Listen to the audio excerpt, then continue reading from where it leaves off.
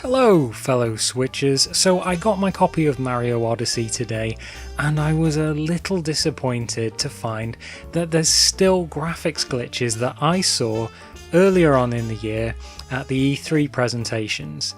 And don't get me wrong, I've played about an hour and a half of Mario Odyssey and I absolutely love this game. It's so good. It feels like, in my opinion, like the sequel that never happened to Mario 64 because it's so much closer to that than it is to Sunshine or any of the other Mario games. But my issue is this. It's this horrendous kind of texture bleeding between grey and white puffs of smoke when Mario jumps in the air. And once I noticed it in the videos, specifically there was a video I think at the E3 presentation where Mario was skipping on a skipping rope in New Donk City, and you could just see every time he jumped there was like white smoke and grey smoke and a black line right down the middle that split the two.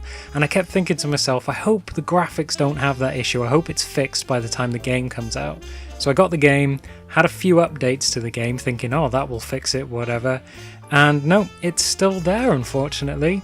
So yeah, the Mario Odyssey does have a little bit of a graphical problem here, and I don't know how big this is, how much it's going to carry on into the rest of the game, whether it's just these puffs of smoke when he jumps in the air, or whether it's more. But, you know, at the end of the day, Super Mario Odyssey, in my opinion, so far is an absolutely brilliant game. It's beautiful looking, so it doesn't detract from the game at all. But it is there, and now that I've seen it, I can't unsee it. Every time I jump, I see that little grey line on the left-hand side. So, yeah, unfortunately, there is still a few little graphical issues in the game. But I can't say it enough. The game is so good, it doesn't really matter.